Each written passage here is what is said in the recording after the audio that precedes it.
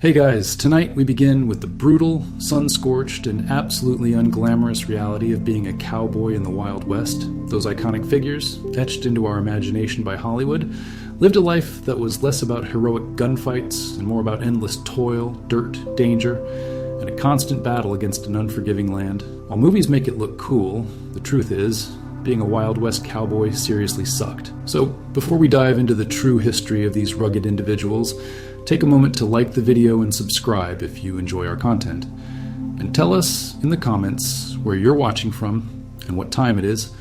It's always a joy to see how many people from around the world are ready for this journey. Now, dim the lights, close your eyes, feel your body deeply relax, leaving the tiring day behind, and let's ease into tonight's journey together. When you think of a cowboy, you might imagine a lone rider, silhouetted against a golden sunset, a symbol of ultimate freedom and adventure. But for the average cowboy, freedom often meant unending solitude. And adventure often meant just trying to survive another day without getting trampled by a stampede or dying of dysentery. It wasn't just a job. It was a test of endurance that came around every day, like an especially cruel boss who didn't believe in second chances. Picture this. You've just woken up on the hard, cold ground, your bed a thin blanket under a vast, indifferent sky. No tent, no mattress, just the grit of the earth beneath you and the distant, unsettling sounds of the herd. No alarm clock, unless you count the first rays of a relentless sun already beating down, promising another day of sweat and dust. The inside temperature of your home was usually just a polite couple of degrees above whatever the outside air decided to be. If it was freezing outdoors, it was politely slightly less freezing where you slept. Congratulations, your teeth are still chattering. Days were the worst. The sun attacked everything. The dust choked your lungs like an angry ghost, and the constant smell of cattle, horses, and unwashed bodies clung to you, doing its best to remind you exactly where you were. As the first hint of dawn painted the eastern sky, painting the vast plains with soft, muted colors, you would already be up. There was no gentle awakening here, no lingering in bed. The cook would already have a fire going, the smell of strong black coffee cutting through the cool morning air. A quick, often silent breakfast of beans and hardtack, maybe some salted pork if you were lucky. Then it was time to saddle up. Imagine the feel of the rough saddle leather against your still stiff body, the familiar jingle of spurs as you walk towards your horse, already agitated from the night. These horses, often half-wild Mustangs broken for the trail, were your partners, your transportation, and sometimes your greatest challenge. You'd swing into the saddle, the familiar creak of the leather a prelude to endless hours, sometimes 15 or more spent astride. For days, weeks, sometimes months, this was your world, a moving river of several thousand head of cattle stretching for miles across the plains. Your job, your singular focus, was to keep them moving, to keep them together, and to prevent them from straying or, worse, stampeding. It was a rhythm of constant motion, slow and deliberate, yet utterly exhausting. Hour after hour you rode the perimeter of the herd, your eyes scanning the vast landscape, your ears attuned to every shift in the wind, every subtle change in the cattle's mood. The sun, a relentless furnace in the summer, would beat down on your hat, burning your skin even through layers of clothing. The dust, oh, the dust. It was a constant companion kicked up by thousands of hooves, coating everything in a fine, gritty layer. It got into your eyes, making them red and sore. It coated your teeth, leaving a perpetual grittiness in your mouth. It clogged your lungs, making every breath feel heavy. You ate it with your food, drank it with your water, and slept in it every night.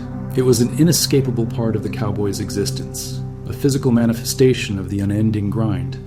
And the smells, the pungent, earthy scent of cattle amplified by the heat, the sweat of your horse mingling with your own, the distant aroma of campfire smoke, a brief comfort that often quickly faded into the vastness. These were the only perfumes of the trail. The work itself was not glamorous. It was a monotonous ballet of vigilance and repetition.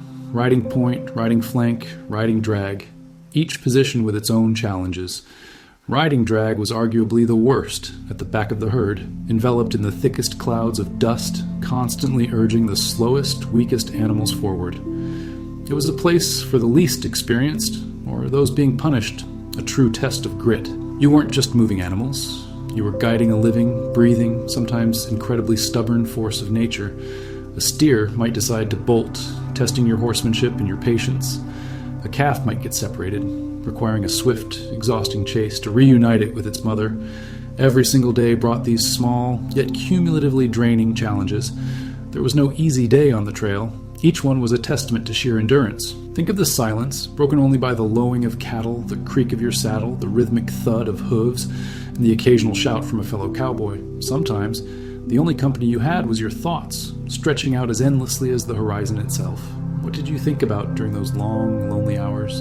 Family left behind? The hope of a better future? Or just the simple, all-consuming need to get this herd to market? The sheer scale of it. Imagine moving thousands of animals across hundreds, sometimes 1,000 or more, miles of unforgiving terrain. It wasn't a sprint. It was an ultramarathon, demanding unwavering focus and physical stamina day in and day out. The vastness of the land was both beautiful and terrifying. A constant reminder of how small and insignificant a single cowboy was against such immensity. This was the life, stripped of its romantic veneer, a harsh, relentless existence defined by dust, sweat, and endless horizons, where your only comfort was often the knowledge that, for today, you had survived. The physical toll was immense. Your entire body would ache, your legs cramped from hours in the saddle, your back stiff and protesting, your hands calloused and often cracked from handling ropes and reins in all weather. Saddle sores were a common, excruciating reality, turning every movement into a fresh stab of pain, yet you had no choice but to keep riding. There was no sick leave, no easy chair waiting at the end of the day. Only more riding, more vigilance, and it wasn't just the physical. The mental drudgery was equally profound. Imagine performing the same tasks, day after day for weeks on end, with no change of scenery beyond the shifting plains. No entertainment beyond the stars at night, and little conversation beyond necessary commands. It's like working an assembly line, but your assembly line is constantly moving under an open sky with living, unpredictable components. The constant lowing of the cattle, the rhythmic thud of their hooves, could lull you into a trance, yet you dared not let your guard down. Every moment required alertness, a readiness to react to a sudden movement, a spooked animal, or the subtle shift in the herd's behavior that might signal trouble. The definition of a cattle drive itself needs to be understood beyond just a simple journey. It was an immense logistical challenge, a test of human and animal endurance against the raw power of nature. Each cowboy was a cog in a vast moving machine, responsible for a small but critical piece of the whole. You weren't a hero, you were a worker, a shepherd of thousands of restless, hungry beasts, pushing them towards a distant market. The promise of a few dollars your only motivation. The days blurred into one another. Sunrise, coffee, saddle up, ride, dust, heat, beans, ride, dust, sunset, guard duty, sleep, repeat. This wasn't a temporary adventure. For many, it was their entire working life, a cycle of hardship that rarely offered a way out. The sheer scale of the commitment, the understanding that you were bound to this moving river of life for months, often without seeing a single town or familiar face, weighed heavily. It stripped away any romantic illusions, leaving only the stark reality of the grind. Your world shrunk to the confines of the herd, the reach of your lasso, and the limits of your own endurance. After the endless hours under the relentless sun, the day would finally surrender to the twilight. But for the cowboy, night brought little respite. It was not a time for deep, undisturbed sleep, but merely a shift in the nature of vigilance. As the last embers of the sunset faded, painting the sky with hues of orange and deep purple, you might find a moment to gather around the campfire. This was a brief, almost sacred pause. The crackling flames offered a fleeting warmth, a temporary shield against the encroaching chill of the plains. Dinner was often a repeat of breakfast. More beans, perhaps some dried meat and scalding coffee. There were no comfortable chairs, no tables. You ate sitting on the ground, your saddle serving as a makeshift pillow or perhaps a rough log. Conversation, if any, was usually sparse, punctuated by the sounds of the herd settling down for the night, their low moans and shifting movements a constant backdrop. Then came the ritual of preparing for sleep, a ritual of pure practicality. You'd unroll your bedroll, a simple canvas tarp and a few blankets, directly on the hard, often uneven ground. No soft mattress, no quiet room, no walls to separate you from the vast, open world. Just the earth beneath you, a thin layer of cloth, and the immense, star-dusted canopy of the sky above. Imagine the cold seeping into your bones, even on a summer night, as the temperatures dropped dramatically on the open plains. The wind, a constant presence, would whisper across the ground, carrying the faint, earthy scent of the cattle and the distant, unsettling calls of night predators. Privacy was a luxury unknown. You slept side by side with your fellow cowboys, a dozen or more men sharing the same patch of ground, their snores and restless movements filling the silence. There was no personal space, no quiet corner to retreat to, no moment to truly be alone with your thoughts without the presence of others. Every aspect of life, from eating to sleeping, was a communal, exposed experience. And sleep, when it came, was always fragmented, always on edge. For much of the night, shifts of cowboys, known as night guards, would take turns riding around the sleeping herd. Their job was crucial, to keep the cattle calm, to detect any signs of unease, and to prevent the nightmare scenario of a stampede. Even if it wasn't your turn for guard duty, the knowledge that a sudden noise, a lightning strike, or a rustler could plunge the camp into chaos kept you in a state of semi-alertness. The sounds of the night were different from the day, but no less demanding on your senses. The constant lowing of the cattle, often a soothing hum, could quickly turn into a nervous rumble, the shifting of thousands of bodies in the dark, the snapping of twigs, the distant howl of a coyote. Each sound had to be processed, evaluated for potential threat. You were sleeping in the very heart of a living, breathing beast, and its moods dictated your rest. Imagine trying to find peace in such conditions. Your body, already aching from the day's ride, never truly recovered. Saddle sores, chafing, and the general stiffness from endless hours on horseback were compounded by the rough ground and the cold. There was no hot bath to soothe tired muscles, no comfortable bed to sink into, just a continuous cycle of physical discomfort. And the threat of rustlers or wild animals wasn't just a daytime concern. Under the cover of darkness, the dangers amplified. A sudden noise could spook the herd, sending them thundering across the plains, an unstoppable force that could crush anything in its path, including a sleeping cowboy.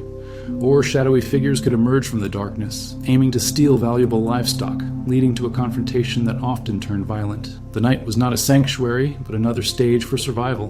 This constant state of readiness, this perpetual awareness of potential danger, eroded true rest. Your sleep was a series of short, shallow bouts, punctuated by the cold, the discomfort, and the subconscious need to be alert. This chronic sleep deprivation compounded the physical exhaustion, making every waking hour feel heavier, every task more arduous. It was a weariness that settled deep into your bones, a constant companion on the trail. The cowboys would often sing soft, monotonous songs to the cattle during their night watch, not for entertainment, but to keep the herd calm, to reassure them with a human presence. These lullabies for thousands of beasts were another layer of the cowboys' duties, a unique blend of animal husbandry and psychological management under the vast, uncaring sky. This wasn't the heroic campfire sing-along of the movies. It was a practical measure, a whisper against the potential chaos of the night. So, as you lay there, staring up at the unimaginable number of stars, feeling the immense emptiness of the wilderness surrounding you, you understood that the day's drudgery simply transitioned into the night's restless vigil. There was no true escape, no moment of complete ease. The harsh life on the trail wasn't just about the work under the sun. It was about the lack of comfort, the pervasive cold, and the unyielding watchfulness required even when the world around you seemed to sleep. This constant battle for even a moment of peace, this absence of true rest, was a fundamental part of why being a cowboy truly sucked. If the endless drudgery, the pervasive discomfort, and the restless, watchful nights weren't enough to define the sheer hardship, there was always something more immediate, more terrifying, lurking just beyond the horizon, or even under the pale moonlight, the ever-present shadow of danger. This wasn't merely discomfort. This was the constant threat of injury, of death, an uninvited companion on every mile of the trail. Imagine the low, distant rumble that slowly begins to grow, a sound that sends a primal chill down your spine even before you fully comprehend its meaning. It's the sound of thousands of hooves, once a rhythmic, almost hypnotic lullaby, now transforming into a thunderous, terrifying roar, a stampede. This wasn't a rare occurrence to be romanticized in stories. It was an ever-present specter on the trail, a force of nature that could erupt in an instant, a sudden flash of lightning, a clap of thunder, an unexpected rustle in the brush, the howl of a wolf, or even just a nervous, skittish horse could send an entire herd, thousands of pounds of muscle, bone, and sheer, blind panic, into an unstoppable flight. The ground would literally tremble beneath your horse, a deep, guttural vibration that resonated through your very bones, a physical manifestation of the impending chaos. In moments like these, a cowboy's training, courage, and sheer will were put to the ultimate, most terrifying test. Your heart would pound against your ribs as you spurred your horse, riding alongside the terrified beasts, trying desperately to turn the lead animals, to circle them, to prevent them from running headlong into a ravine, a river, or scattering across the vast, featureless plains, lost forever. The dust, already a constant, gritty enemy, would now become a blinding, choking cloud, thick as fog, making it almost impossible to see, to breathe, to navigate the swirling maelstrom of horns and hooves. One wrong move, one stumble, one moment of hesitation, and you could be trampled into the earth, your life extinguished in an instant, unremembered amidst the chaos. This wasn't the heroic, cinematic charge of a movie, where the hero calmly brings order. It was a desperate, terrifying struggle for survival, often in pitch darkness, fueled by raw adrenaline and the grim, unwavering knowledge of the stakes. The cattle were not just property, they were the livelihood of the entire crew. The tangible promise of future wages and protecting them often meant risking everything you had, your very life included. The exhaustion from simply surviving such an event was immense, leaving you physically drained and mentally frayed, knowing it could happen again at any moment. But nature wasn't the only enemy that stalked the vast, sparsely populated expanses of the Wild West. Here, away from the established towns and the often absent reach of formal law enforcement, men often made their own rules, and not all of them were benevolent. Rustlers, those who sought to steal valuable cattle or horses, were a constant, insidious threat. They might strike under the deceptive cover of night, attempting to quietly cut away a portion of the herd, hoping to escape into the darkness before being noticed. Or they might launch a bolder, more violent ambush during the day, taking advantage of an isolated group of cowboys. Bandits, preying on the vulnerability of those far from civilization, were also a grim reality, looking for any valuables, any money accumulated from weeks or months of hard, dangerous work. These confrontations were rarely the romanticized, drawn-out gunfights of dime novels or campfire tales. They were often swift, brutal, and chaotic, with little room for heroics or grand gestures, a sudden crack of a rifle from the shadows, a desperate struggle in the dust, a quick, violent exchange. There was no predictable code of honor, only the raw, desperate instinct for survival and the protection of what little you had. The line between right and wrong was often blurred by the lawlessness of the land. Without formal law enforcement for hundreds of miles, cowboys were often forced to be their own protectors, their own enforcers of justice, or simply to defend themselves and their livelihood. This meant carrying firearms not for show or for some misplaced sense of machismo, but for the stark, undeniable reality of self-defense. The weight of that responsibility, the constant need to be alert, not just for nature's fury, but for the predatory intentions of other men, added another profound layer of stress and fear to an already grueling existence. So, even as you navigated the endless days of monotonous drudgery and the restless, comfortless nights, you always carried the heavy, unspoken awareness that, at any moment, the world could erupt into a terrifying stampede or a deadly human confrontation. These were constant, visceral reminders that the Wild West was truly unforgiving, a place where survival was never guaranteed, and where danger truly lurked around every corner. After battling the relentless sun and the ever-present threat of stampedes or human predators, the cowboy still found no peace from the raw, untamed forces of nature itself. The Wild West, in its vast and different beauty, harbored a multitude of other dangers, each capable of turning an ordinary day into a desperate fight for survival, often with no escape or remedy. Imagine moving through tall grasses, your eyes constantly scanning the ground not just for stray cattle, but for the glint of scales, the coiled strike of a rattlesnake. A snakebite in that remote wilderness was not a simple inconvenience. It was a potentially fatal encounter. Without anti-venom, without rapid medical attention hundreds of miles away, the poison could spread, bringing excruciating pain, fever, and often a slow, agonizing death. Every step, every reach into the brush carried this unspoken, venomous threat. And it wasn't just snakes. Bears, formidable and unpredictable, could raid a camp for food, or a mother bear might defend her cubs with terrifying ferocity.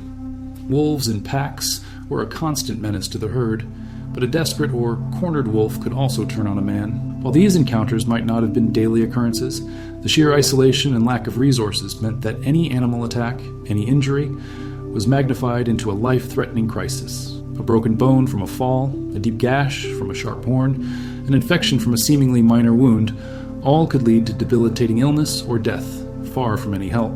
The concept of modern medicine simply didn't exist out on the open range. A cowboy's primary health care was often limited to a bottle of whiskey for pain, a prayer, and the hope that his body was strong enough to heal itself or that he wouldn't bleed out.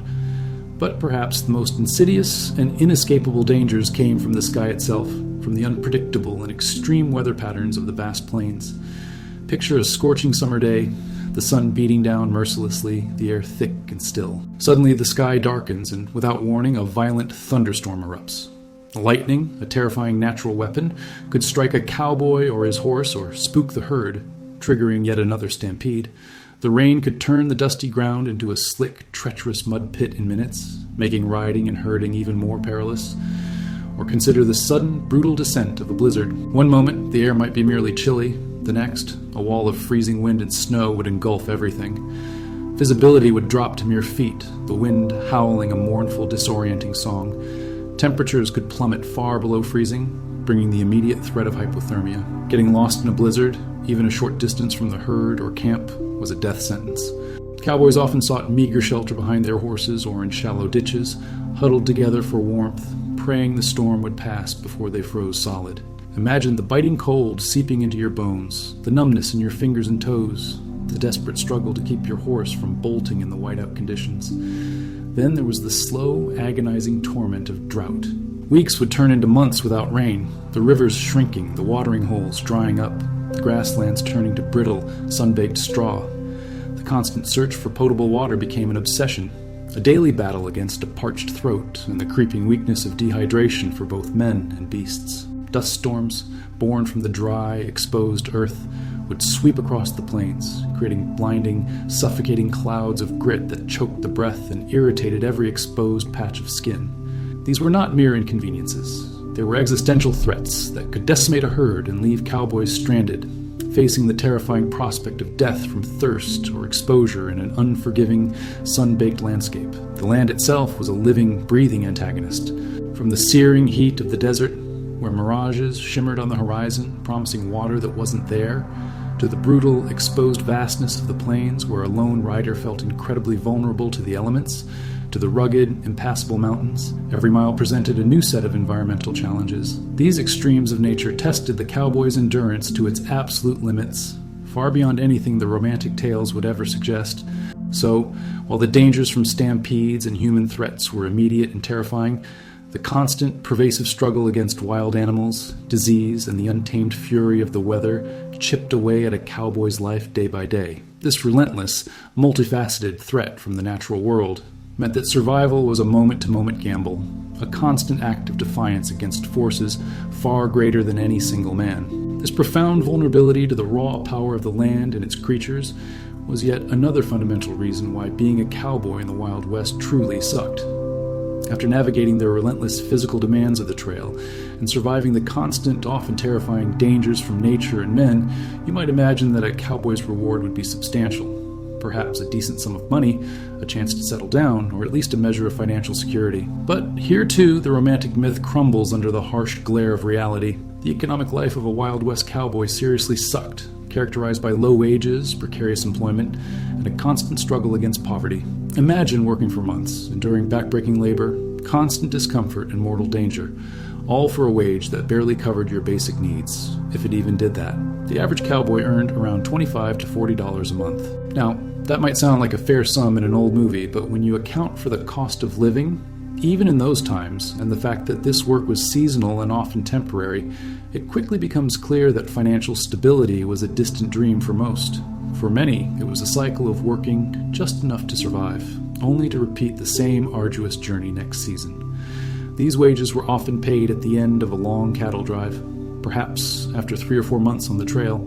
Imagine finally arriving in a boomtown, a place of bright lights and fleeting promises after weeks of isolation. Saloons and gambling halls, often the only forms of entertainment available, were expertly designed to separate a cowboy from his hard-earned cash as quickly as possible. A single night of revelry, a few drinks, a hand of cards, and a month's wages could vanish into thin air, leaving him with little more than a hangover and the grim realization that he was back to square one. There was no concept of saving for retirement, no investment opportunities, no stable banks on the trail. Money was earned and quickly spent, often out of sheer exhaustion and a desperate need for a moment of fleeting pleasure. Consider the transient nature of the work. Cowboys were often hired for specific drives or for a season, then laid off. There was no guaranteed employment, no job security. Once a herd reached market, many cowboys would simply be paid off, left to their own devices, perhaps hundreds of miles from home with dwindling funds and the uncertain prospect of finding another outfit willing to hire them. This constant instability meant that building a life, acquiring property, or establishing a family was incredibly difficult, if not impossible for many. They were perpetually on the move, chasing the next job, the next meager payday. The equipment itself was expensive.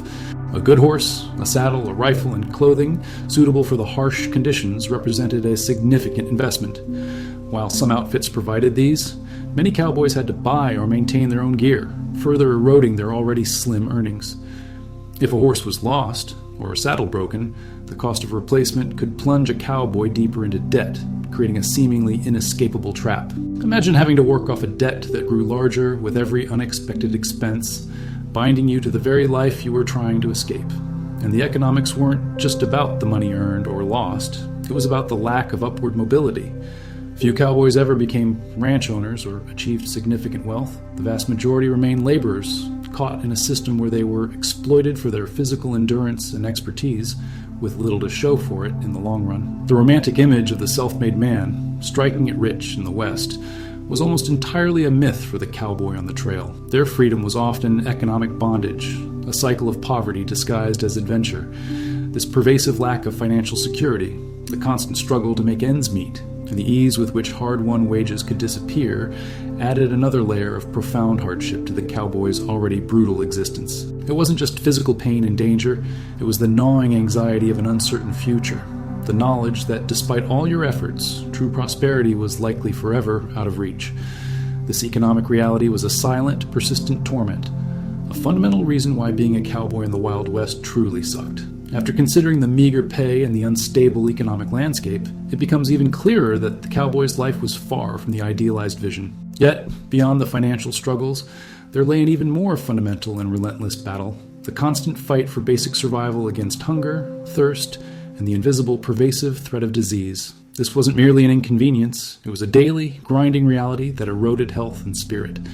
Imagine, for weeks on end, your diet consisting of little more than beans, hardtack, and coffee. This wasn't a culinary adventure. It was a monotonous, nutrient-poor regimen designed solely for endurance and practicality on the trail. Beans, cooked in various ways by the chuck wagon cook, provided some protein and sustenance, but day after day, week after week, their taste became utterly uninspired, a dull, repetitive fuel for a demanding body.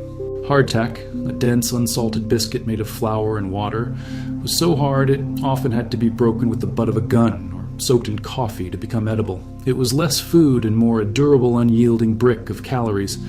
Fresh vegetables were a rare, almost unheard of luxury. Fruits were practically non-existent. Without refrigeration, without the ability to carry perishable goods for months across vast distances, the cowboy's body was starved of essential vitamins and variety. The occasional tough, stringy beef from a stray or injured animal might offer a temporary change, but even that was often boiled or fried into submission, adding little to the overall appeal of the trail menu. This wasn't just about blandness, it was about the subtle cumulative toll of malnutrition, slowly weakening the body and making it more susceptible to illness. Then there was water, the most fundamental necessity of all, and often the most elusive. The plains, though vast, were not always abundant with clean, potable sources. Watering holes could be stagnant, muddy, or contaminated by passing herds. Rivers, while seemingly a source of life, could carry diseases from upstream settlements or animal waste. Cowboys often drank what they could find, sometimes from brackish puddles or a muddy stream, knowing full well the risks involved. Imagine the parched throat, the desperate longing for a clean, cool drink, and having to settle for water that was warm, gritty, and potentially sickening. Dehydration was a constant companion under the relentless sun and wind. The body, constantly expending energy, yearned for fluid, and the scarcity of truly safe water meant that many cowboys were in a perpetual state of mild dehydration, further exacerbating their physical exhaustion and mental fatigue. This wasn't just discomfort. It was a slow, debilitating process that drained strength and clarity of thought, making every task harder, every decision more clouded. The fight for water was often as fierce as any battle against rustlers, a silent, daily struggle against an unforgiving environment. And where food and water were scarce or unclean, disease inevitably followed, an omnipresent, invisible enemy far more deadly than any rattlesnake or bandit. Without modern understanding of germ theory, without sanitation, and without any accessible medical care, the cowboy was utterly vulnerable. Diarrhea and dysentery were rampant, spreading quickly through camps due to poor hygiene and contaminated water. Imagine the debilitating weakness, the constant cramping, the fever, and the utter lack of privacy or comfort to recover from such an illness while miles from anywhere, riding under a burning sun. A simple case of the flux could easily become fatal, slowly draining the life from a man until he could no longer stay in the saddle. Smallpox, cholera, and typhoid fever were other terrifying specters that haunted the trail. These highly contagious and deadly diseases could sweep through a trail crew like wildfire, leaving a trail of death and despair. There were no vaccines, no antibiotics, no understanding of how to contain such outbreaks.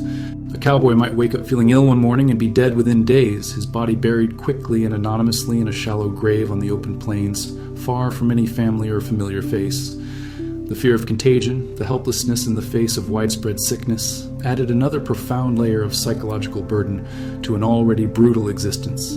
Injuries, too, quickly turned deadly without proper medical attention. A broken bone, a deep cut from a knife, or a sharp branch, a festering saddle sore, all could become infected, leading to gangrene and often requiring amputation if a crude saw and someone brave enough to use it could be found.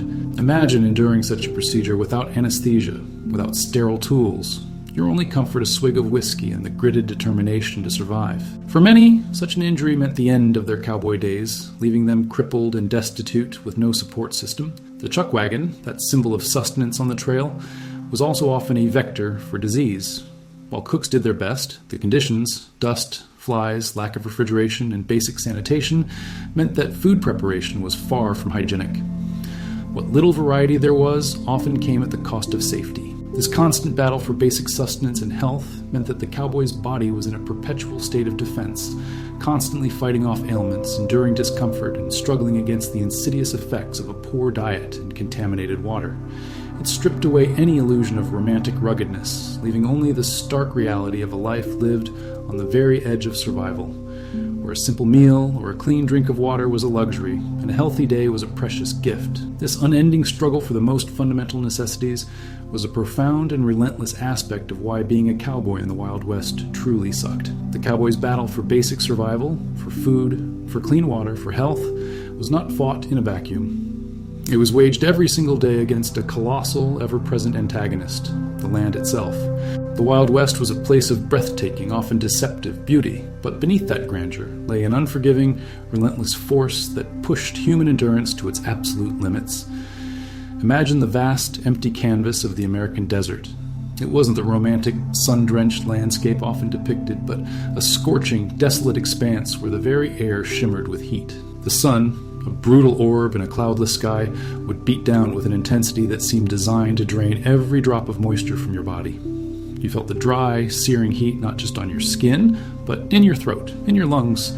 Every breath a shallow struggle against the parched air. Mirages, shimmering pools of water on the distant horizon, would dance mockingly, a cruel illusion offering hope where there was only more dust and sand. For a cowboy, navigating these stretches meant not just physical discomfort, but a constant gnawing fear of dehydration, a slow, agonizing descent into weakness as precious water sources dwindled or disappeared entirely. The ground itself was cracked and baked, often devoid of vegetation, a stark reminder of life's fragility in such a hostile environment. It was a landscape that felt actively hostile, as if the very earth was conspiring to resist your passage. Then there were the immense, featureless plains, stretching endlessly in every direction, a sea of grass that could be both a blessing and a curse. While offering grazing for cattle, these plains provided little natural shelter from the elements.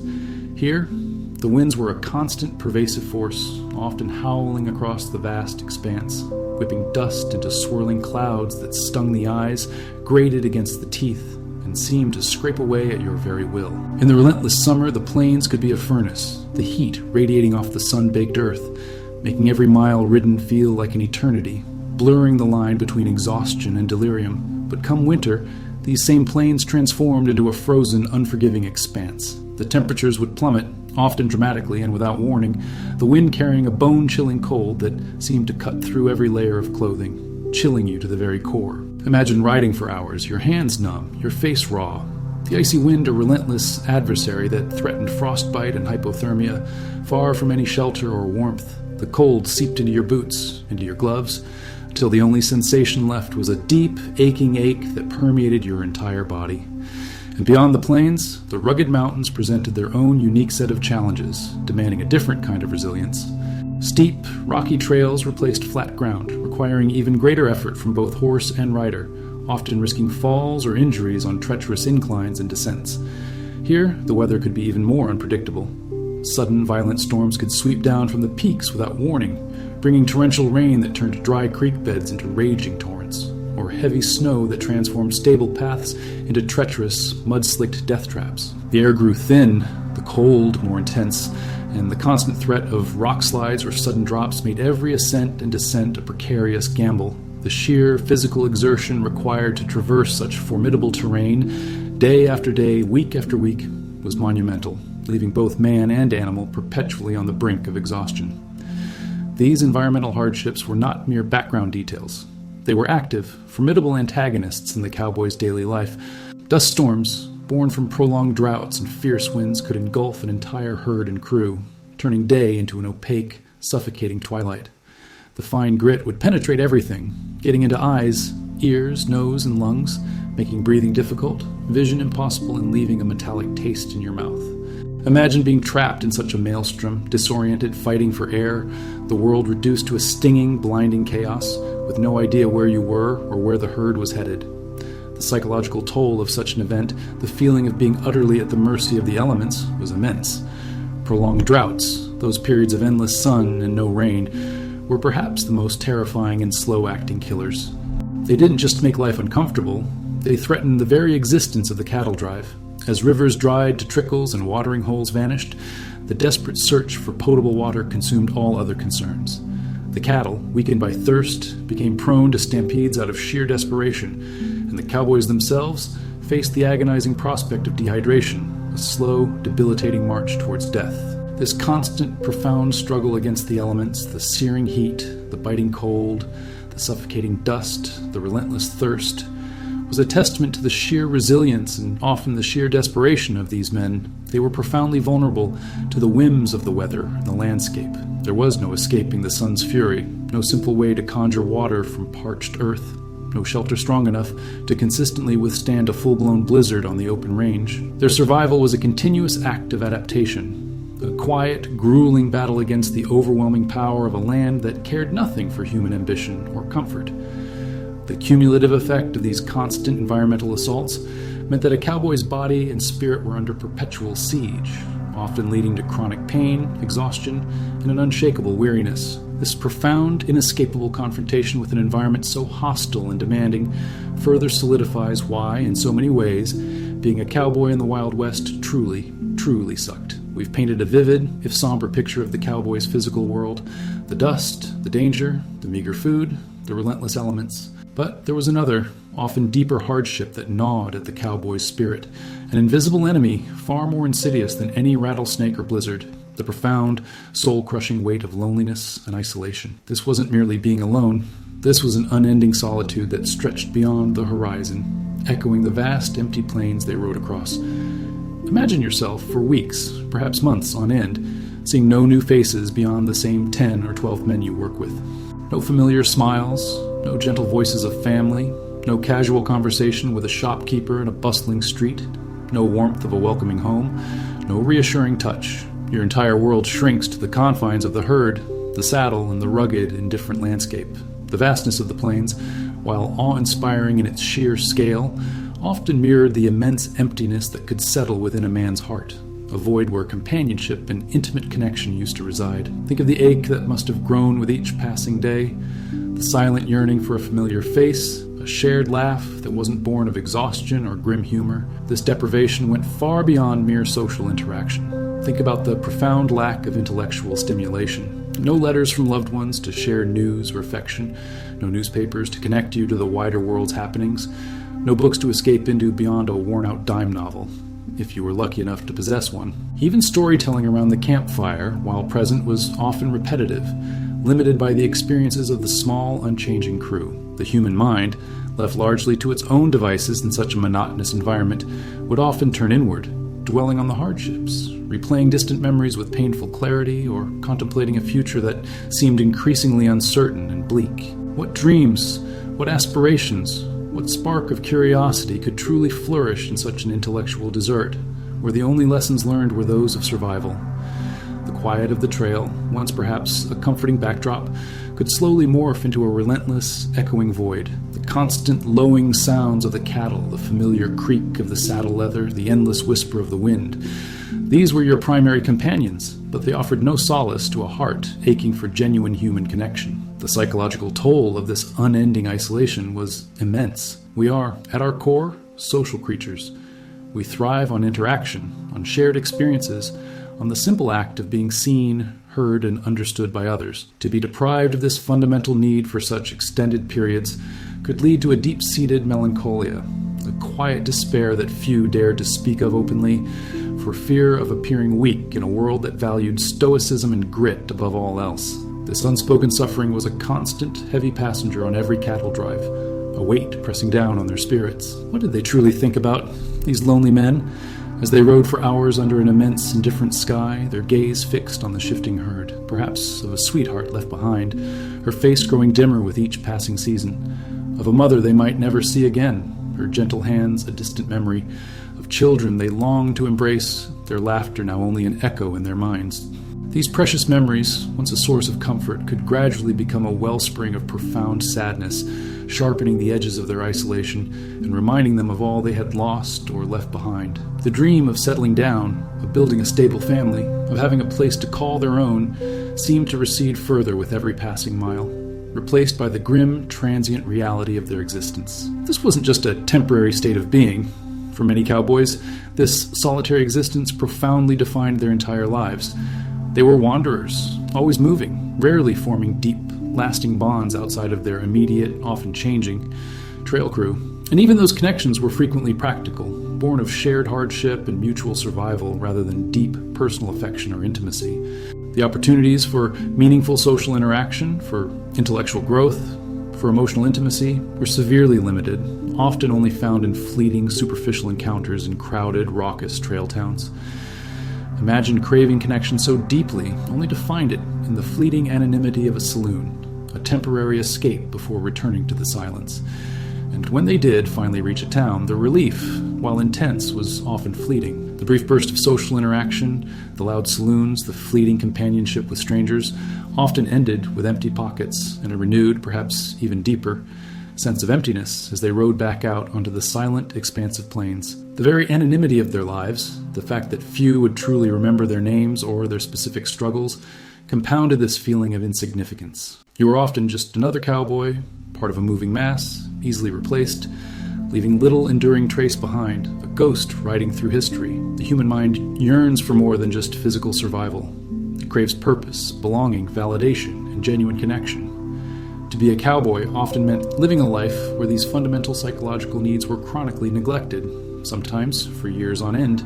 The cumulative impact of such prolonged psychological stress, combined with the relentless physical demands and constant danger, undoubtedly contributed to a hardened exterior, a gruff demeanor. But beneath that tough facade, there often lay a deep, unfulfilled yearning for something more human, more tender, more connected. It's almost impossible to fully grasp the sheer mental fortitude required to withstand such profound, unceasing isolation, day after day, year after year, without succumbing entirely to despair, without the spirit itself beginning to wither. This wasn't just a physically taxing life, it was an emotional crucible. So, as we reflect on their existence, it's crucial to acknowledge this invisible but immensely heavy burden. The lonely ride, the silent, monotonous meals, the distant shimmering stars as their only consistent companions in the vast quiet of the night. This enduring, pervasive sense of being utterly alone in a world that demanded so much physical and mental resilience, yet offered so little in return for the human spirit's deepest needs, profoundly illustrates another vital reason why, for the Wild West cowboy, life truly truly sucked. It was a silent, unceasing battle against the very essence of human connection, a battle many fought and often lost in the vast, empty reaches of the American West, leaving behind a legacy of quiet fortitude amidst profound solitude. The image of a cowboy, effortlessly astride his horse, galloping across the open plains, is one of the most enduring symbols of the Wild West. It speaks of freedom, of mastery, of an almost spiritual bond between man and beast. But like so many romanticized notions of cowboy life, the reality of this relationship was far more complex, often painful, and profoundly uncomfortable. For the Wild West cowboy, his horse was indeed his most vital companion, his tool for survival, but also a constant source of hardship, injury, and relentless physical toll. Imagine, if you will, the sheer brute strength and untamed spirit of a wild Mustang, captured from the vast plains. These were not the gentle, well-trained steeds of Hollywood. The process of breaking a wild horse was a brutal, dangerous, and often traumatic ordeal for both animal and man. It involved days, sometimes weeks, of relentless effort, wrestling a terrified, powerful creature into submission. A cowboy might spend hours in the saddle of a bucking, kicking, rearing animal, fighting for control, only to be violently thrown to the ground, risking broken bones, concussions, or worse. Each ride was a contest of wills, a raw display of dominance, and an invitation to injury. The cowboy's body would be a symphony of aches and bruises, a testament to the daily battles with these powerful creatures. Even after a horse was broken, the dangers never truly disappeared. A sudden spook, an unexpected movement, a misstep on uneven terrain, and a cowboy could find himself unseated in an instant. A fall from a horse, especially at speed or onto hard ground, could be devastating. Broken limbs were common, head injuries frequent, and internal damage a silent killer in an era without medical care. Imagine plummeting to the earth, the wind knocked from your lungs, the searing pain of a twisted ankle or a fractured rib, knowing that help was hundreds of miles away, and your only recourse was to somehow remount and continue, or face being left behind.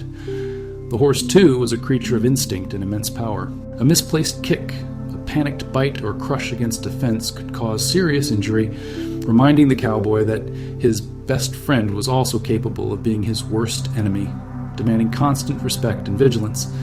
But beyond the dramatic risks of breaking and falls lay the insidious, unrelenting discomfort of simply riding for hours on end, day after day, week after week. Think of the sheer duration, 10, 12, even 15 hours a day spent in the saddle. Your legs, clamped around the horse's barrel, would ache and cramp.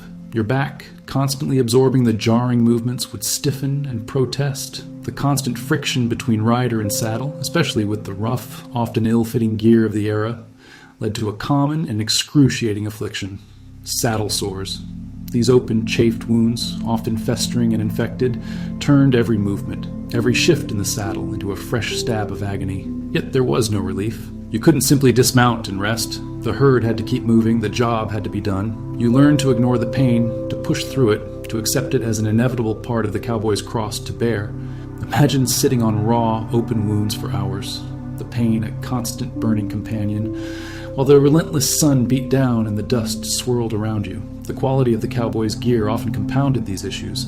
Saddles were functional, built for durability, but rarely for comfort. Stirrups might be too long or too short, causing awkward posture. Bits and bridles, though essential for control, could chafe the horse and require constant adjustment.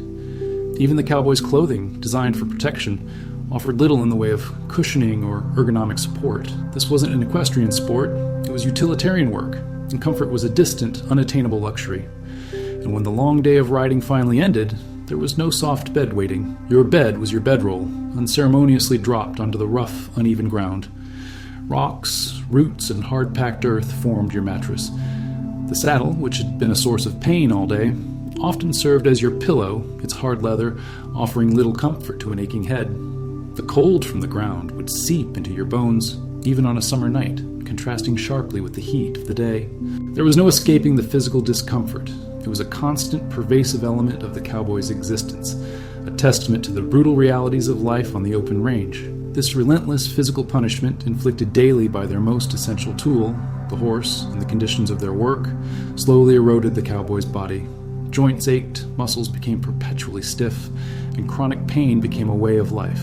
The romantic image of the cowboy as a picture of effortless grace and robust health falls away when confronted with the reality of saddle sores, bruised bones, and a body constantly battered by the demands of his profession. The horse, for all its necessity and even beauty, was not just a partner in adventure, it was a partner in relentless, grinding hardship. The breaking of horses, a skill often romanticized, was a core part of a cowboy's job, and it was fraught with peril. It meant putting your body on the line against thousands of pounds of raw, panicked animal. The initial rides were less about guiding and more about simply staying on, a violent dance between man and beast that could end in severe injury at any moment. The constant alertness required to handle these powerful animals, to anticipate their moves, to react to their unpredictable nature, added another layer of mental strain to the physical demands. This wasn't just about strength, it was about an unwavering focus that never truly relaxed. Consider the cumulative effect of these daily interactions with horses.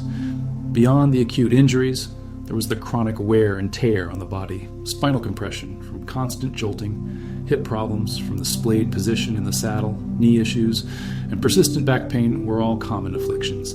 A cowboy's body was a machine, and it was constantly being pushed beyond its limits without the benefit of proper rest, recovery, or medical intervention. This was a life designed to break a man down, slowly but surely, one ache, one bruise, one saddle sore at a time. The horse, that majestic symbol of the West, was an integral part of this slow, painful erosion, demanding constant vigilance and exacting a heavy physical price from its rider. This deconstruction of the cowboy-horse relationship reveals yet another profound reason why being a Wild West cowboy truly, truly sucked. We've peeled back the layers of romantic illusions surrounding the cowboy's working life, their economic struggles, their battles with the land, their profound loneliness, and their complex, often painful relationship with their horses. Now, let's tackle one of the most stark and visually jarring contrasts between myth and reality: the cowboy's hygiene and appearance.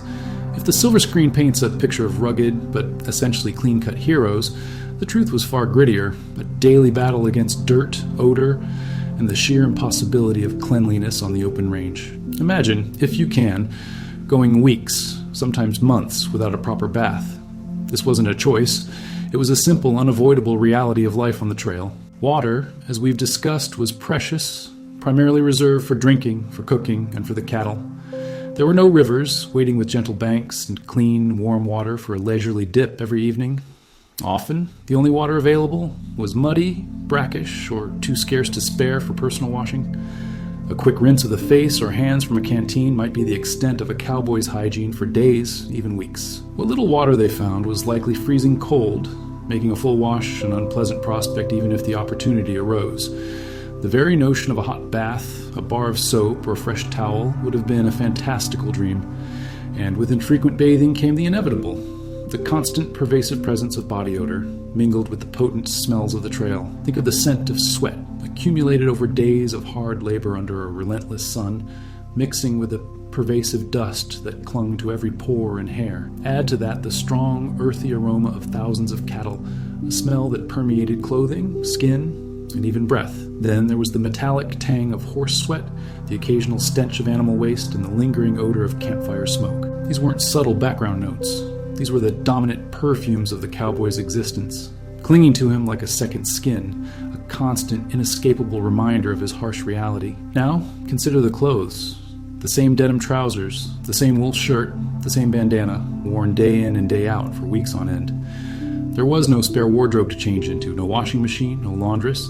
These garments became stiff with dried sweat, caked with layers of dust, stained with mud and grease. They might be patched and mended countless times, but truly clean? Never. The fabric itself would absorb the myriad smells of the trail, becoming a living, breathing testament to the cowboy's arduous journey.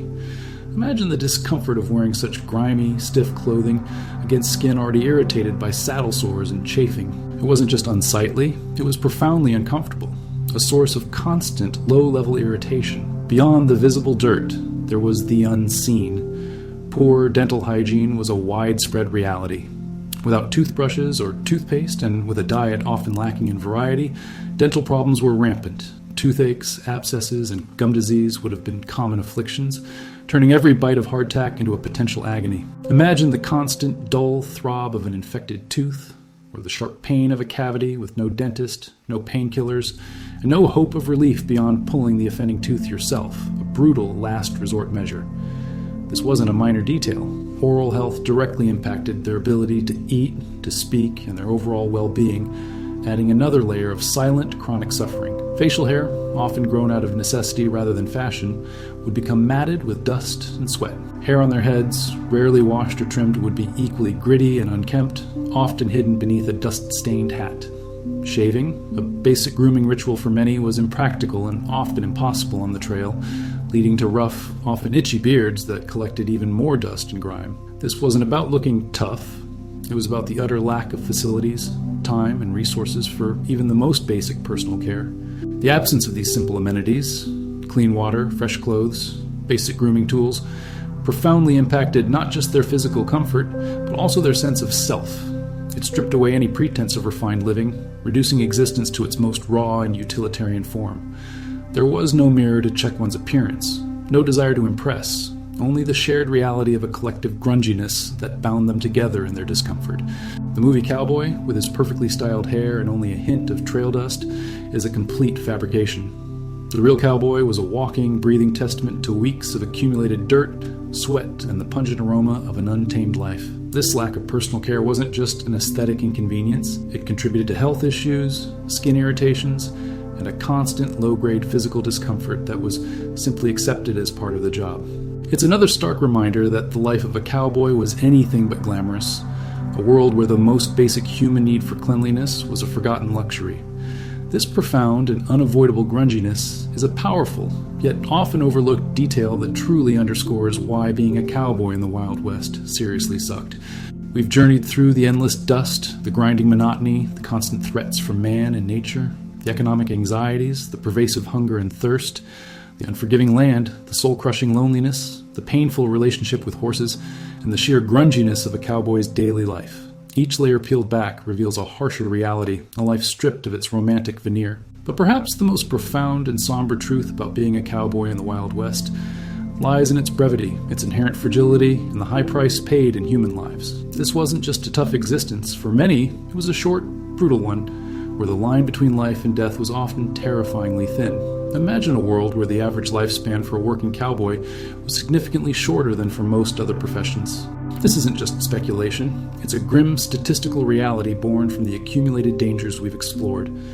Every aspect of their lives, from the moment they swung into the saddle at dawn until they laid their weary heads on a rough bedroll at night, presented a new opportunity for injury or death. This constant proximity to mortality was perhaps the most brutal truth of all, a silent companion on every mile of the trail.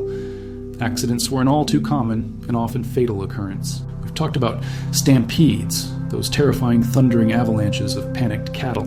Being caught in one meant almost certain death by trampling, a sudden violent end in a maelstrom of hooves and horns, leaving behind little more than a memory and a shallow grave.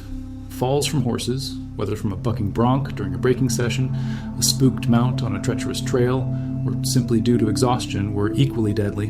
A broken neck, a crushed skull, or internal injuries from being thrown were not uncommon. Imagine plummeting to the earth, the wind knocked from your lungs, the searing pain of a twisted ankle or a fractured rib, knowing that help was hundreds of miles away, and your only recourse was to somehow remount and continue, or face being left behind. The horse, too, was a creature of instinct and immense power. A misplaced kick, a panicked bite, or crush against a fence could cause serious injury, reminding the cowboy that his best friend was also capable of being his worst enemy, demanding constant respect and vigilance. Beyond the immediate trauma, even seemingly minor injuries could quickly turn lethal in the brutal, unhygienic conditions of the Wild West. A deep cut from a barbed wire fence, a gash from a sharp thorn bush, or a simple puncture wound from a stray nail could fester and become infected. Without antibiotics, without sterile dressings, without the basic understanding of germ theory, what today would be a treatable injury became a death sentence. Gangrene, tetanus, and sepsis were terrifying realities.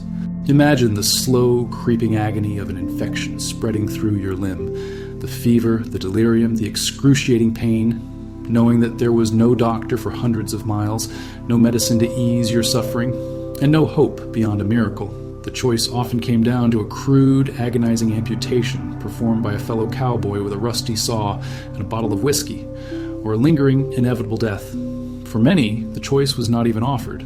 They simply wasted away on the trail. And then there were the diseases, those invisible scourges that stalked the cattle trails and rudimentary camps. dysentery, cholera, typhoid, and smallpox ripped through communities and trail crews with devastating efficiency. These were not isolated cases. They were epidemics waiting to happen, fueled by contaminated water, poor sanitation, and close living quarters. Imagine the agonizing symptoms: constant vomiting, debilitating diarrhea, high fevers, and the complete inability to keep down food or water. Your body, already weakened by hard labor and poor nutrition, would rapidly succumb. A cowboy could go from feeling robust to being on his deathbed in a matter of days, leaving his companions helpless, forced to watch him suffer and ultimately succumb. There was no isolation, no effective treatment, no cure. A grave dug quickly on the trail, marked by a simple wooden cross, or sometimes nothing at all, became the final resting place for countless forgotten men, their passing mourned only briefly by their trail-hardened companions. The lack of accessible medical care was a pervasive and terrifying reality. There were no hospitals, no trained doctors, no pharmacies on the open range. Injuries and illnesses that would be routinely treated today were often fatal. A broken bone might heal crookedly, if at all, leaving a cowboy crippled and unable to work. A lung infection, a bad cold, or even a persistent cough could quickly escalate into pneumonia, stealing the breath from strong men. The best a cowboy could hope for was a basic knowledge of home remedies, a crude splint, or the occasional dose of laudanum for the pain. This profound absence of even rudimentary medical support meant that every ailment, every accident carried with it the terrifying prospect of a swift or agonizing end. This constant dance with death, this profound vulnerability to both the unpredictable forces of nature and the unseen enemies of disease, created a somber backdrop to the cowboy's daily grind. It wasn't a life lived in grand battles, but in quiet, desperate struggles for survival against overwhelming odds. The high mortality rate wasn't a statistic. It was the ever-present shadow that followed every rider, a grim reminder that life on the Wild West Trail was cheap and a future was never guaranteed. This fragility, this relentless proximity to their own inevitable end, is a crucial, heartbreaking aspect of why being a cowboy truly sucked. If a cowboy managed to defy the odds, if he escaped the thundering hooves of a stampede, evaded the rustler's bullet, and survived the invisible scourges of disease, he still faced a future that was anything but promising. The romantic ideal of a cowboy saving his meager wages, buying a ranch, and settling into a comfortable old age was, for the vast majority, a cruel fantasy. Even survival offered little solace, as the path ahead was often paved with perpetual labor, uncertainty, and a profound lack of security. The truth was, few cowboys ever became ranch owners. The economics of the era simply didn't favor the working man. The vast tracts of land, the massive herds, and the capital required to run a successful ranch were almost exclusively in the hands of wealthy investors or established families. The cowboy, by and large, remained a laborer, a hired hand whose skill and endurance were exploited for low wages.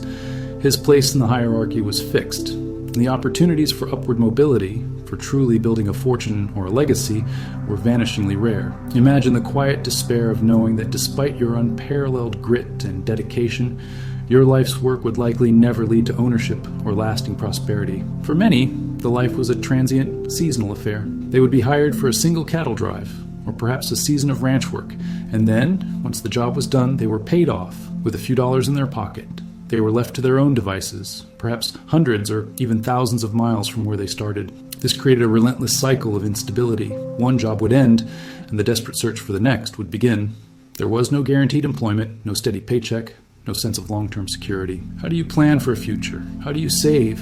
How do you build a home when your very livelihood is a perpetual gamble, dependent on the whims of a rancher, the health of a herd, or the fluctuating prices at market? The concept of a social safety net, as we understand it today, was entirely non-existent. There were no pensions to look forward to, no retirement plans, no workers' compensation for injuries sustained on the job. If a cowboy became too old to ride, too injured to work, or simply too exhausted to continue the arduous physical demands of the trail, he was, in essence, on his own. Imagine dedicating your entire youth and prime years to a physically grueling profession, only to face a destitute old age with no family to rely on, no savings, and no social support.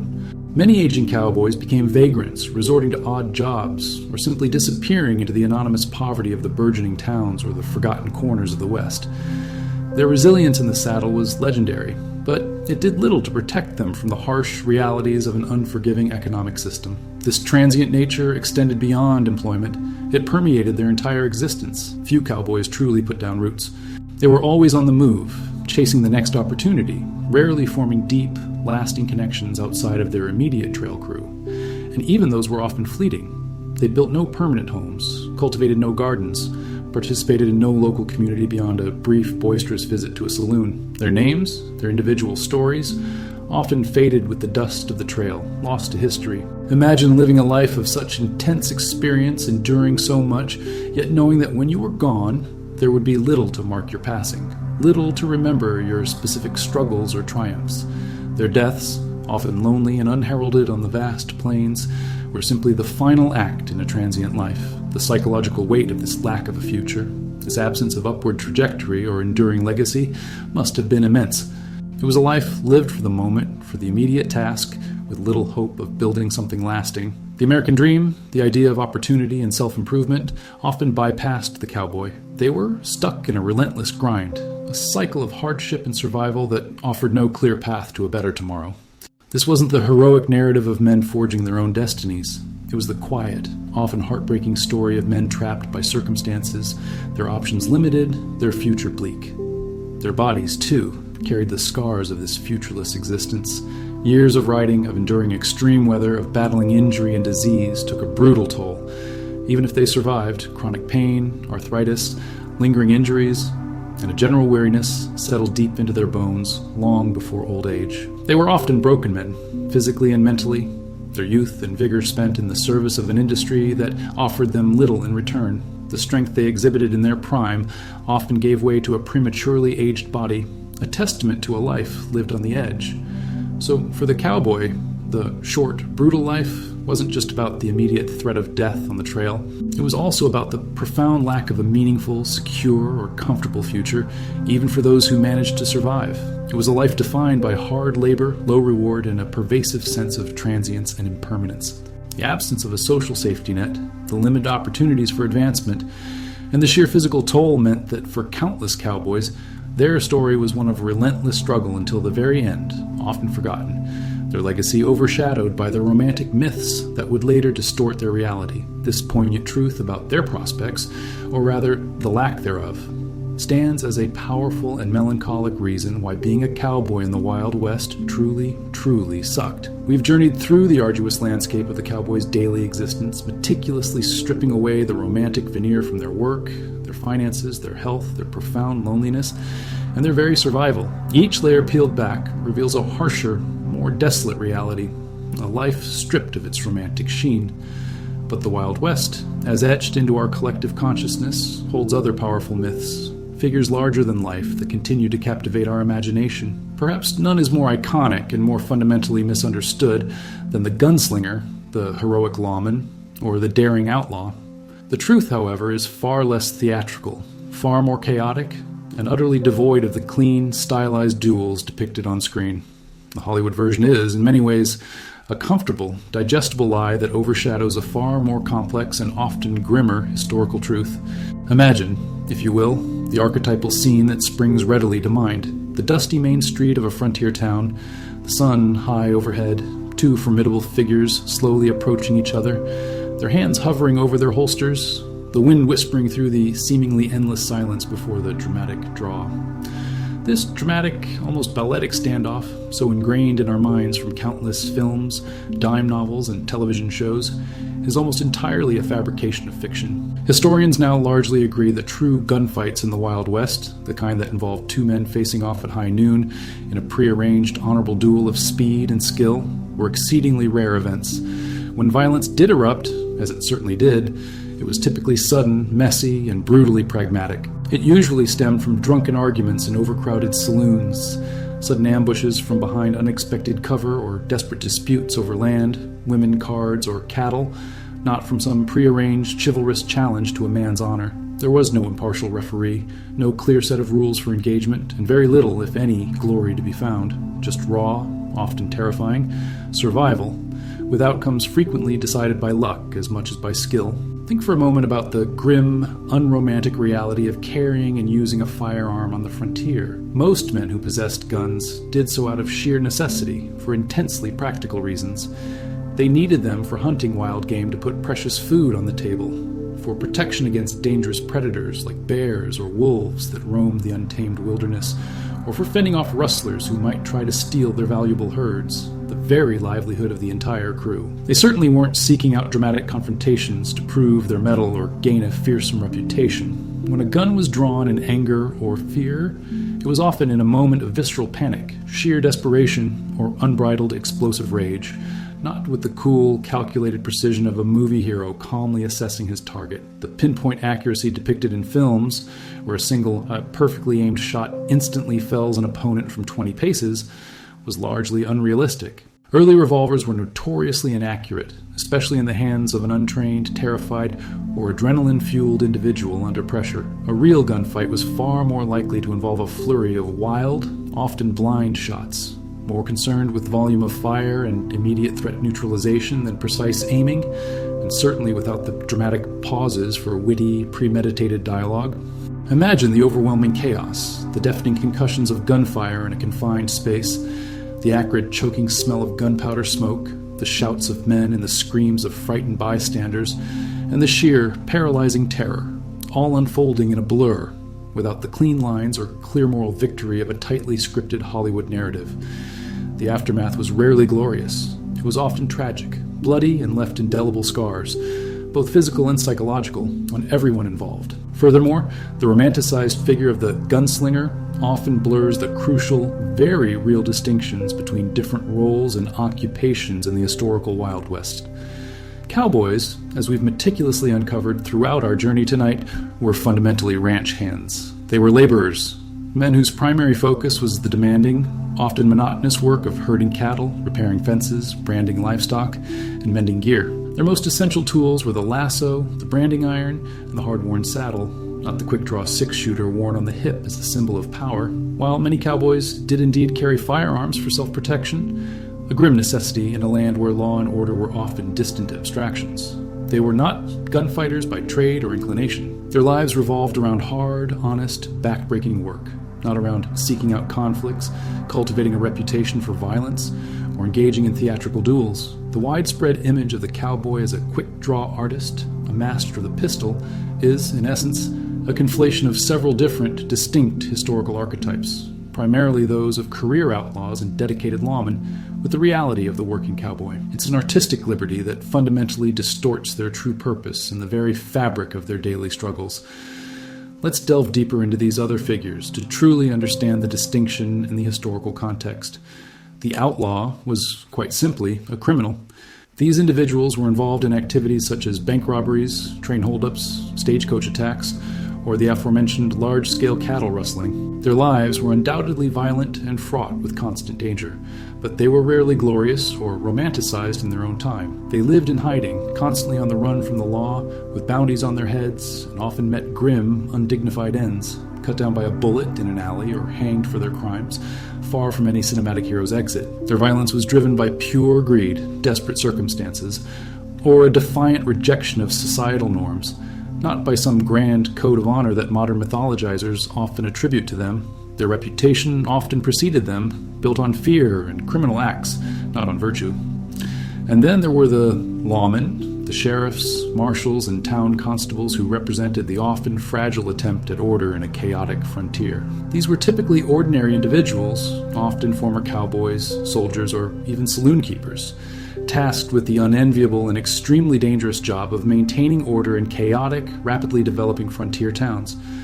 Their lives, too, were exceedingly dangerous, but their primary duty was to enforce the law, to arrest criminals, and to protect the innocent, not to engage in theatrical showdowns for public entertainment or personal renown. They much preferred to avoid violence when possible, seeking to de-escalate situations or make arrests without bloodshed, and when conflict did become unavoidable, it was a grim, desperate necessity, not a spectacle to be savored. The concept of quick-draw expertise was more a product of later fiction than a historical prerequisite for most lawmen, who relied more on vigilance, cunning, local knowledge, and deterrent presence than on flashy, high-noon shootouts. Their badge was often a target, and their authority was constantly tested by the insidious undercurrent of crime and disorder, a reality that bore little resemblance to the clean-cut heroes of the silver screen. The enduring legend of the Old West hero or gunslinger often selectively cherry-picks elements from these diverse and frequently contradictory lives. It combines the stoicism and rugged resilience of a working cowboy with the unwavering bravery of a lawman, and sometimes even the rebellious, anti-establishment allure of an outlaw, all filtered through a heavily romanticized lens of idealism and cinematic appeal. This highly selective and often distorted history allowed early storytellers and later Hollywood to create incredibly compelling narratives, ones that resonated with a public eager for tales of daring and justice in a raw, untamed land. But it fundamentally obscured and distorted the mundane, brutal, and often inglorious reality of life on the frontier. Real historical figures, even those genuinely known for their prowess with a gun, like Wild Bill Hickok or Wyatt Earp, had lives far more complex, morally ambiguous, and far less cleanly heroic than the myths suggest. Their violent encounters were usually swift, brutal, and often controversial, a far cry from the chivalrous, fair-play duels we imagine. They were human beings, driven by their own harsh circumstances, often making difficult, morally fraught choices in an equally difficult and lawless world, their true stories far less neat or inspirational than popular culture portrays. The simple, unvarnished truth, for all its lack of dramatic flair, is that the vast majority of cowboys never participated in a gunfight, never faced down a notorious outlaw in a street duel, and never wore a badge of authority. Their heroism lay elsewhere, in their sheer, almost unimaginable endurance, their unwavering resilience in the face of impossible odds, and their quiet ability to perform backbreaking labor day after day, month after month, in the face of immense hardship and relentless danger. The pervasive myth of the gunslinger, while undeniably entertaining and culturally significant, tragically distracts from the true grit and silent courage of the working cowboy. It replaces their quiet, often forgotten struggles with a dazzling but ultimately false spectacle of violence and glory. To truly understand why it sucked to be a cowboy, we must also fully grasp that the theatrical elements that make the Wild West so captivating today were almost entirely absent from their lived experience. They were not action heroes starring in their own dramas. They were working men, struggling to survive and make a meager living in a world that offered little in the way of comfort or glamour, and certainly no dramatic, slow-motion gun battles under a perfectly setting sun. Their strength was in enduring the unglamorous, the unseen, the unsung battles of daily survival. It reminds us that the stories we tell ourselves about the past often say more about our own desires for heroism and adventure than they do about the actual lives lived, obscuring the genuine, gritty struggles of those who actually walked the dusty trails. And that, in itself, is a testament to their incredible spirit, but also a poignant reminder of the harsh truth. We've delved deep into the arduous, unglamorous reality of the Wild West cowboy, unmasking the harsh truths behind the romantic myths of endless toil, pervasive danger, and profound solitude. Yet, as with all eras, this one too was destined to fade. The forces that shaped the cowboy's brutal existence were themselves subject to change, slowly but inexorably ushering in the decline of the open range and the long cattle drives that defined their world. This transition wasn't a sudden dramatic event, but a gradual relentless shift driven by technological innovation, economic pressures, and the relentless march of settlement across the American West. Imagine a time when land was boundless, unfenced, allowing vast herds to roam freely and cowboys to push them across hundreds, even thousands of miles to market. This was the foundation of the open range. But then, a seemingly simple invention, barely noticed at first, began to spread across the plains like wildfire. Barbed wire. Invented in the 1870s, this deceptively simple strand of wire, bristling with sharp barbs, revolutionized land ownership and management. It was cheap, easy to install, and incredibly effective at containing livestock and delineating property lines where natural barriers were absent. Before barbed wire, a rancher could claim vast stretches of land, but keeping his cattle from mixing with others or from straying too far was a constant, labor-intensive battle relying on the tireless efforts of cowboys. Barbed wire changed everything. Suddenly, the open range, the very canvas upon which the cowboy painted his existence, began to shrink, fragmented by countless, impenetrable fences. The long, free-ranging cattle drives, dependent on access to vast, unowned lands, became increasingly difficult, then impossible. Imagine the frustration, the sheer futility of trying to drive a herd across a landscape suddenly crisscrossed by miles upon miles of sharp, unyielding wire, a silent, unmoving adversary far more effective than any human obstacle. It was a physical manifestation of progress that literally fenced in an entire way of life, slowly strangling the open range. Concurrently, another monumental force was reshaping the West, the relentless expansion of the railroad network. At first, railroads were a boon, reaching further and further west, creating new cattle towns and shortening the necessary length of some drives. But as the iron rails pushed deeper into the heart of cattle country, their role subtly shifted from a distant destination to an omnipresent transport system. Instead of driving cattle hundreds of miles to a railhead in Kansas or Missouri, ranchers could now ship their livestock directly from local loading pens closer to their grazing lands. New rail lines established cow towns deeper in Texas, Colorado, and Wyoming. This meant that the massive, multi-month long-distance drives became economically unnecessary and logistically obsolete. Why endure weeks of danger, dust, and exhaustion, losing cattle along the way, when a train could move an entire herd to market faster, safer, and often more cost-effectively? The train, with its roaring engine and endless wagons, replaced the cowboy and his horse as the primary mover of beef. Imagine the quiet, almost melancholic realization that the very purpose of your grueling profession was being rendered obsolete by the march of iron and steam. The rhythmic clatter of the trains slowly replaced the rhythmic thud of hooves on the open range, signifying a new, more efficient, but far less romantic era. And intertwined with these technological advancements was the accelerating settlement of the American West. The Homestead Act, combined with other government land policies, encouraged millions of people to move westward, staking claims, building farms, and establishing towns. Where once there were only vast empty plains traversed by buffalo and cattle, now there were burgeoning communities, croplands, and permanent settlements. Farmers, or nesters, as they were sometimes called, fenced their properties to protect their crops from wandering livestock, further fragmenting the open range. The unwritten rules of the frontier, where access to land and water was often a matter of custom and brute force, gave way to legal land claims and property disputes. The sheer influx of people meant less and less open land. The wild, untamed wilderness was being steadily tamed, surveyed, and privatized. Imagine the once unfettered expanse of your world gradually being carved up, section by section, by settlers laying claim to what you once considered limitless. This process of settlement pushed the frontier ever further west, until there was little frontier left for the traditional cowboy to roam. The combined effect of barbed wire, the expanding railroads, and the increasing settlement was nothing short of revolutionary for the cattle industry.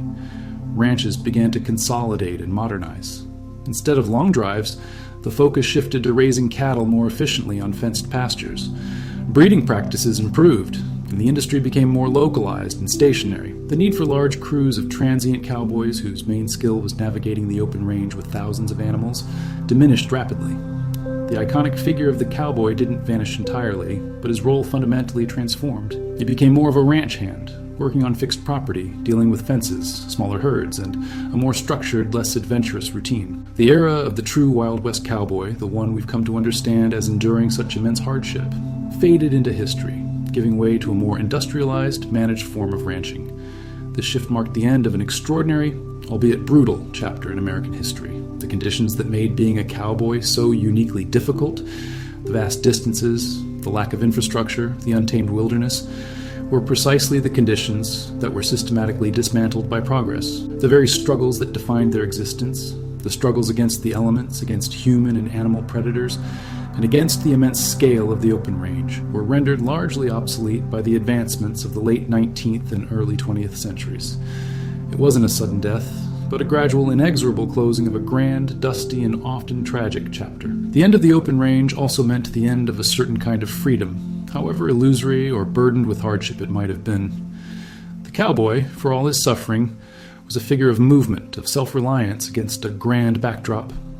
As the land was carved up and the railroads connected distant points, the particular form of nomadic existence, with its unique set of challenges and brutal realities, simply no longer had a place. The world moved on, leaving the traditional cowboy behind, a ghost of an era that was defined as much by its harshness as by its enduring legend.